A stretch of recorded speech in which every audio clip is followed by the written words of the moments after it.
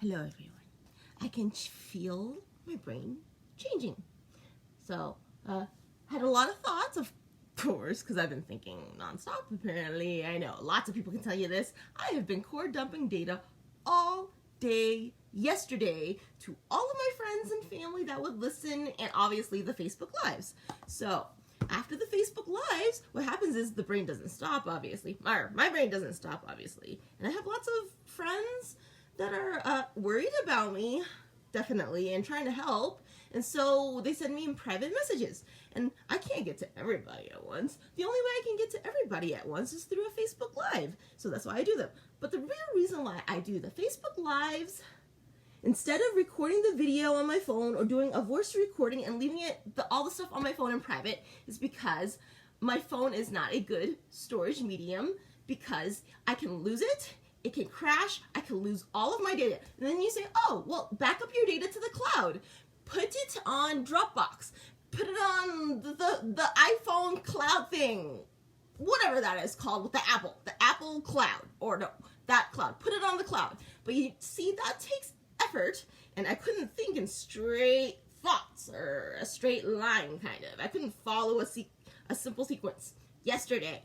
Today, I can almost think in a straight line. Do you know what that means? That means my brain is already changing. That means all the electrical signals are starting to travel different ways, but they're starting to travel back down the circuits that I have already built. Aha, very interesting. So I am not a doctor. I don't have the training. I didn't learn those words. I didn't learn those skills and definitions. I am not a doctor. The reason why I know all this random stuff about the brain is because I obviously have problems, lots of problems all my life, but I didn't know the words for them or how to describe them. All the doctors are taught to recognize the patterns or the blueprints, the behaviors, all that stuff. They are taught those things. When they see or hear them, then they can tell you, oh, it is this word, and this word means all of this. So, lots of words, lots of meanings. We don't know everything. Okay, done. So, about the electrical signals going through your brain all over the place. My husband has a lot of information. My son, I didn't know about lots of stuff because I've never had to live through it. Knows a lot of information too, and is has currently experienced it.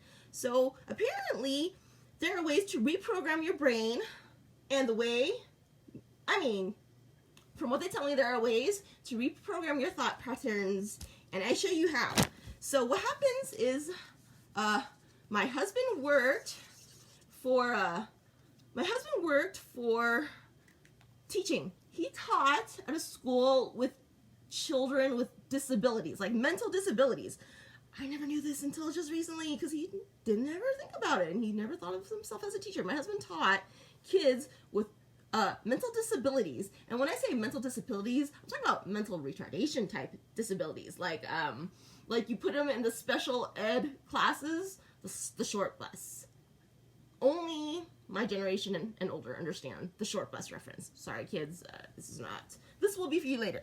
So, to reprogram the brain at, I guess, mental hospitals, like mental health hospitals, like the hospitals that, if someone's super suicidal and you can't reason with them, you put them in that mental hospital. They have, my husband was explaining to me at 3 a.m., because my brain has been firing so quickly. At 3 a.m., he was around there. He was telling me that they have ways to reprogram your thought patterns and brains and make the electrical signals travel down the right areas. And I'm like, are you serious? I am so alert like now. This is more data I would like to know. Tell me more. I need to know them all. So what they do to reprogram your brain without shaving your head to create the best connection to your brain is many things they can do. They take gel, a special gel. So I have this is not even hair gel, it's hair glue, but I have hair gel.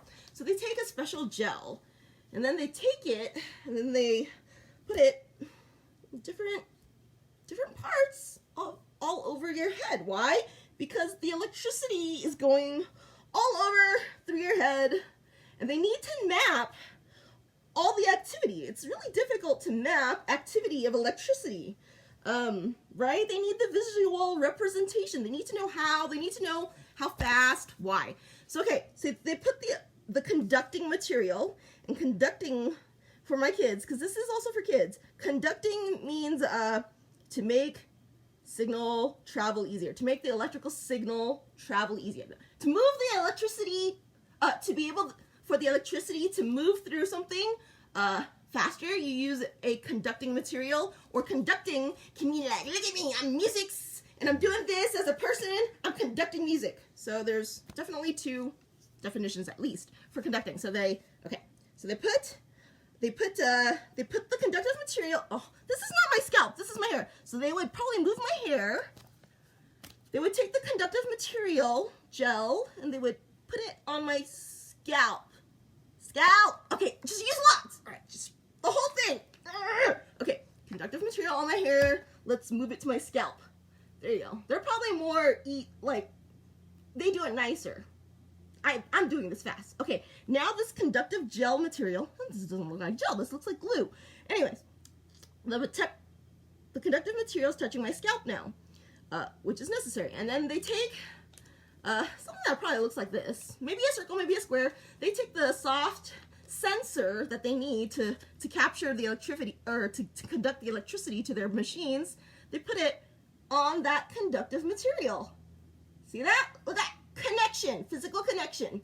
So I have the material that will grab the electricity, and hey, look at this. The gel helps that thing stick to your skin. That your skin is the closest contact to your brain.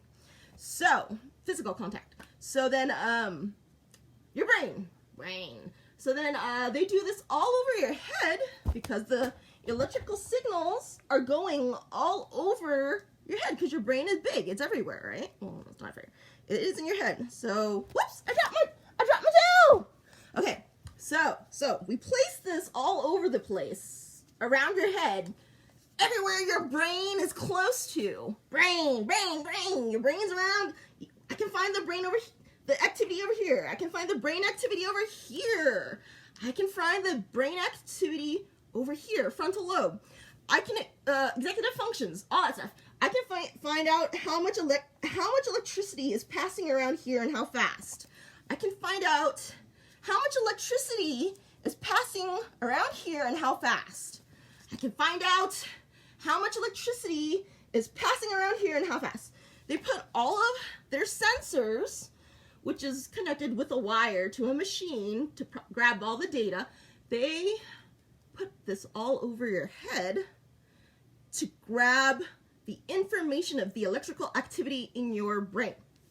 Now, why is this important? I don't know. In previous lives, if you've watched, I've told you that my brain is not working right. All of my electrical signals are traveling down different locations. So, I can tell you that, and now I'm forcing you to make that physical connection in your brain. I'm asking you to make the mental image of how the electrical signals are mapped and traveled through your brain. But if I do this with this is teaching styles, if I do the visual, if I show you, you don't need to create the mental image, because I am creating the image for you, so it makes it easier on your brain. Okay, I made it easy now. Electrical signals that we're gonna get everywhere. All these electrical signals, we're gonna gather that data, because data is beautiful and important. We're gonna gather the data of the electrical signals going through your brain with sensors. We can use sensors, all right? And we can use other ways. Neurologists, doctors, you already know this, and so you can tell me how it works better. But since I am just the average person, I am not a doctor, I need to figure out how in the easiest way so I can understand.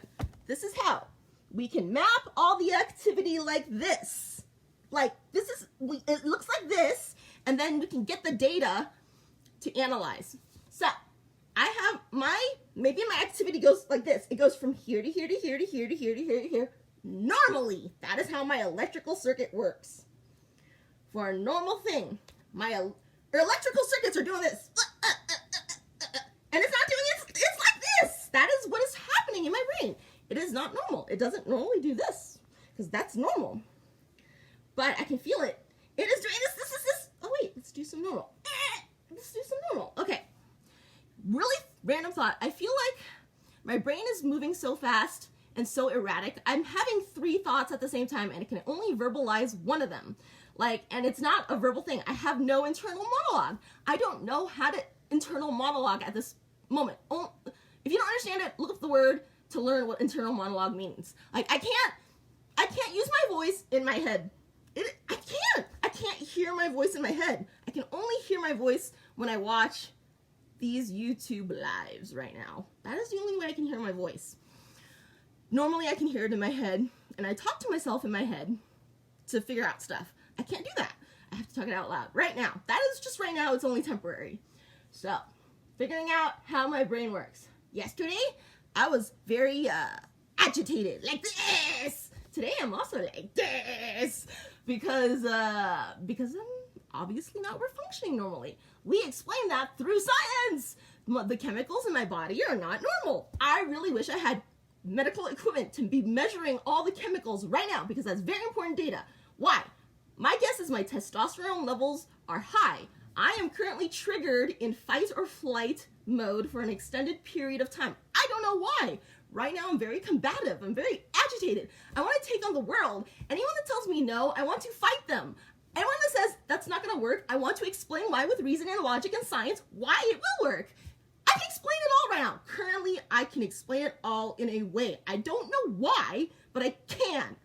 Okay, and so yesterday I said, if you just start shooting a lot of data at me, if you read it to me really fast, I can probably process it and tell you why. So I conducted an experiment of that with one of my dear friends. I love you guys, all of my friends. It's just like I keep jumping from friend to friend to friend to friend, and I keep core dumping information, core dump as fast as possible. So one of my dear friends in the Netherlands last night, she is very analytical. She's had medical training. She was in medical school, and she's like, whatever, this is not for me. I don't want to be a doctor anymore. I don't care, parents. You keep telling me my whole life I need a doctor, and I am down this path, and I am studying to be a doctor, and I love you. I want to make you happy, and you say making me being a doctor makes you happy, so I want to do it. That's how little kids work. But I'm not a little kid. I'm a person. I have my own thoughts. I don't want to be a doctor, so I'm going to change my major. I'm going to be an economist or a businesswoman. I'm going to do something else. She took care of her own life, and she's like, I'm going to go chase after my own dreams and desires. I'm really sorry I cannot please you. I love making you happy, but I want to make me happy first. Make yourself happy first before you make everyone else happy. Okay, so why is this important? Okay, so I conducted my experiment. I told you if you shoot lots of specific data at me, I need to know geographic locations. I need to know the layout of geographic locations.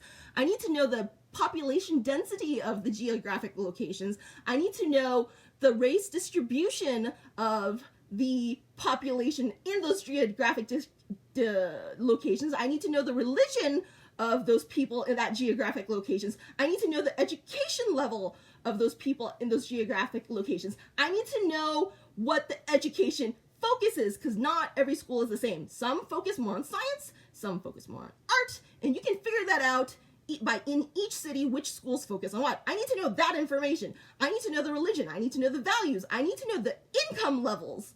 Income levels is important because it's different stress. If you're not making enough money, you're stressed out. So I need to know the income levels. I need to know there are more pieces of data I know. But basically, all that stuff, I was having an interview, and we were having an intelligent conversation. Well, intelligent conversation with me is difficult because I am crazy right now. So we were conversing. We were talking, blabbing at each other, and then I would stop sometimes because I want to listen. I need this data. Give me more data. Oh my God, yes, giving me what I want. I'm listening. Okay, I shut. Yeah, okay. Data. Through the ear, because that's the fastest way right now for me. So I get all this data, and then I asked her random questions. I was like, so do they like sports? How many of them like sports? what is the style? Like, what do most people wear? What do they want to wear? What are the colors? What are the colors? What time do they sleep? How many of them like to drink? What are the leisure activities? Stuff like that, right? Random. You would think it's random. So, but it's not, because people physically manifest their values or their beliefs or what have been taught. Example, if you are laid back, you're taught to be laid back and blend in. You will never wear bright red.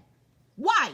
Because bright red is visually stimulating. It is not laid back in color.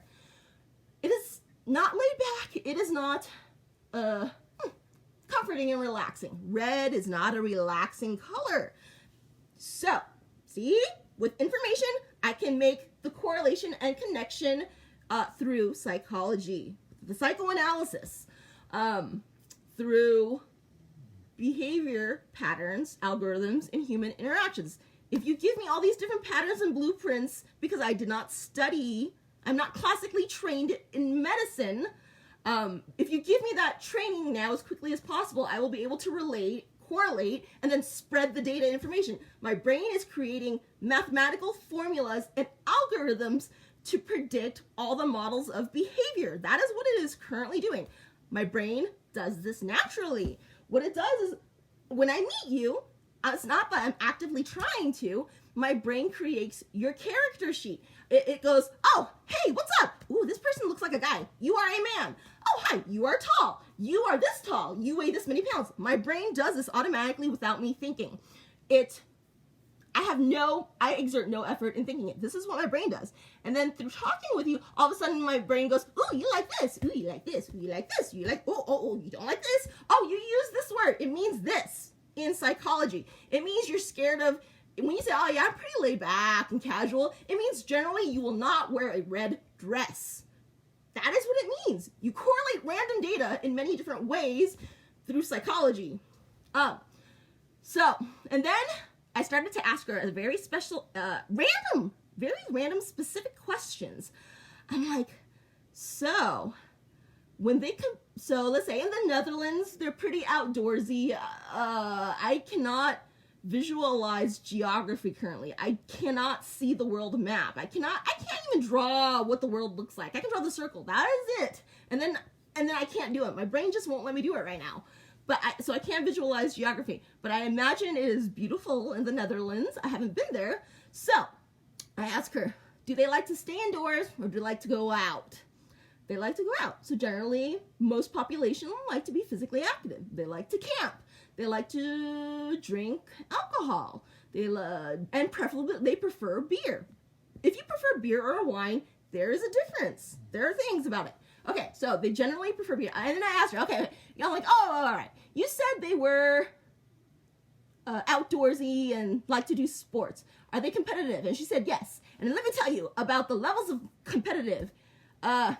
Indians, Chinese, Asians, even more. But basically, our stereotypes are we excel in school. It's not necessarily excel. We, in structural school, we are forced by our parents and our society and our culture to focus on education, and it makes us very competitive. Well, it doesn't make us competitive because it's easy for me to just learn, take all the information. Our parents make us competitive because they want status. They want to be able to say to their friends, ooh, look at my kid. She is a straight A student. The other one's like, straight A's, whatever. My kid was valedictorian. They like to show off. They like to turn their children into objects. They like to, as a status symbol, they don't realize they don't care. They dehumanize their child and use them as a status symbol object to make themselves look good. That is what Asian and Indian parents do. It is horrible, which is why I married a white man, because I am not going to be part of that society. I am not competitive. There are different types of competitive. If you are competitive the Asian style or the Indian style to compete through school and show results, it is a negative type of competitive, and that competitive behavior translates into everything. You will compete on everything. You will compete on sports, how good you are on sports. if you are competitive in sports, that is different. You're competitive because maybe you want to win. You're competitive because you're like, ooh, look at this. I can do this.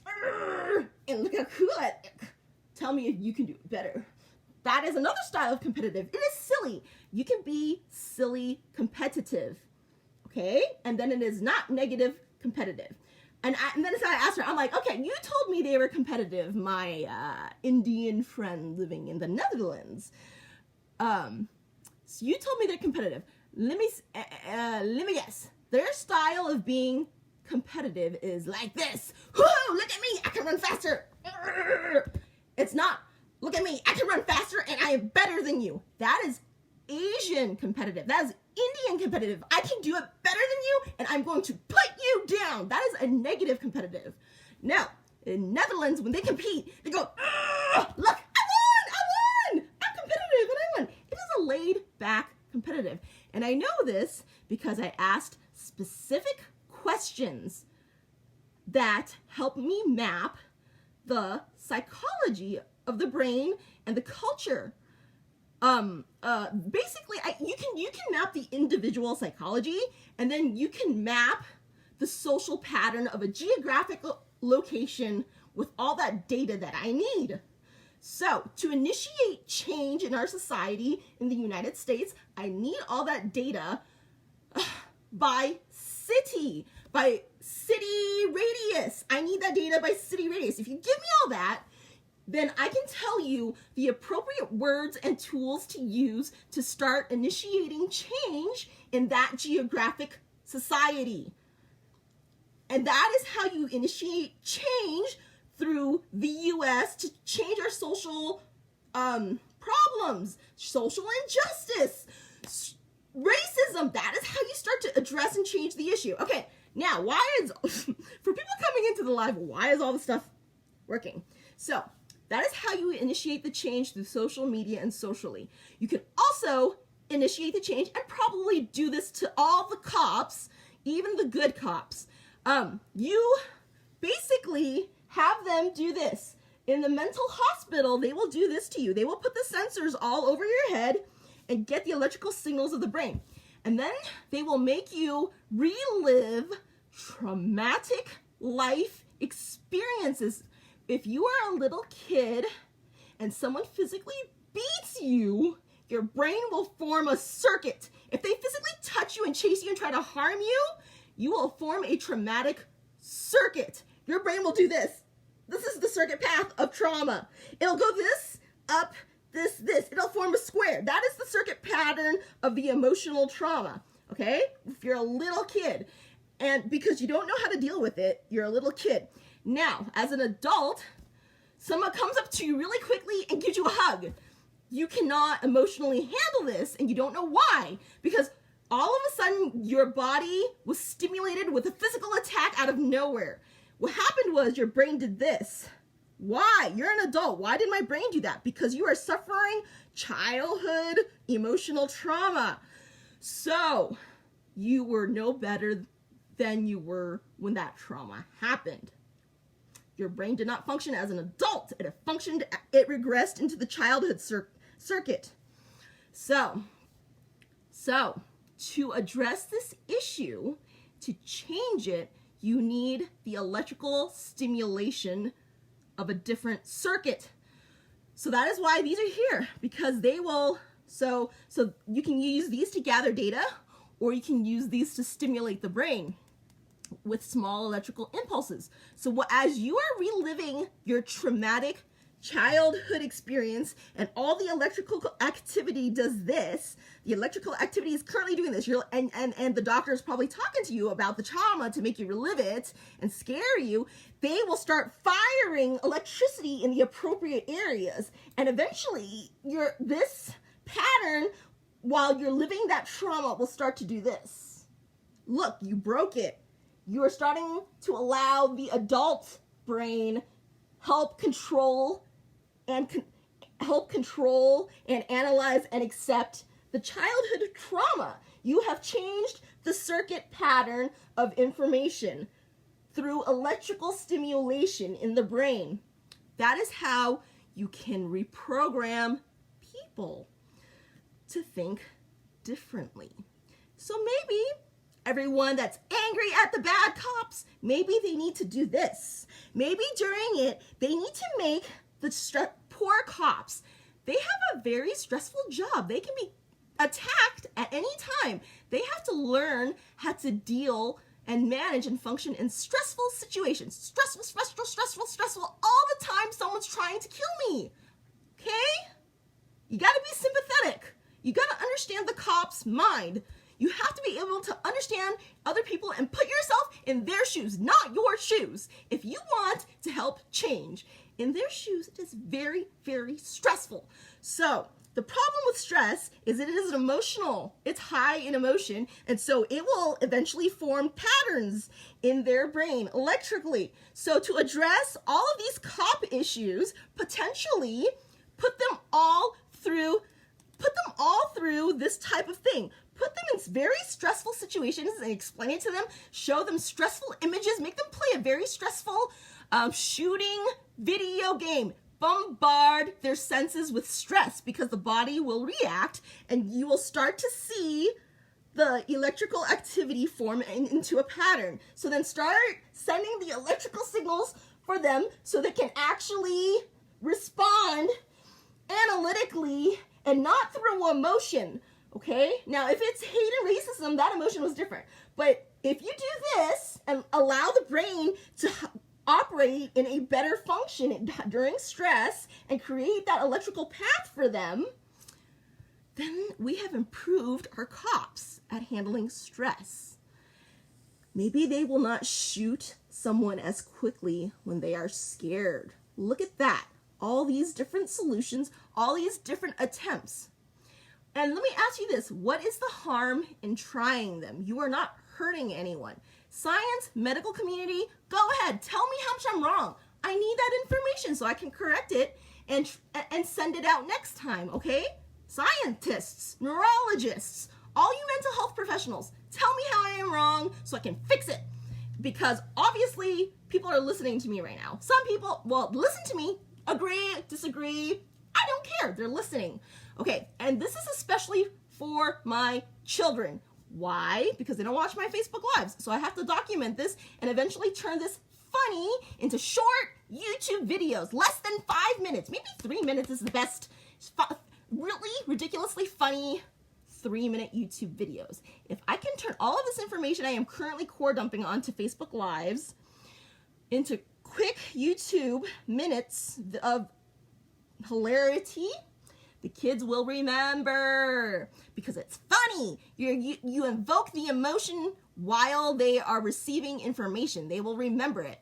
Sometimes they will only remember what was funny, but that's all that matters. They're remembering. Okay, so that is part of my new educational revolution. Do I have revolution in here? Revolution! Nope, destruction. Okay, I apparently don't have revolution anywhere. Okay, anyone actually very worried about me right now during my mental instability? Do not worry, because when I was not mentally unstable, I like to prepare for the worst. I am good at thinking up disasters and grabbing a lot of materials and leaving them in my cellar, cold storage, my basement, in case we need them. I have created safety nets. I create safety nets all over the place, redundant safety nets. I do not do this just for my mental health issues. I do this for my finances. I have multiple bank accounts. I have multiple credit cards all over the place. I have more than 11 accounts. Why? I don't use most of them. I have my primary set. If I lose my purse, I have lost all of my credit cards and access to my banks. Ease of access. So I use my backup credit cards.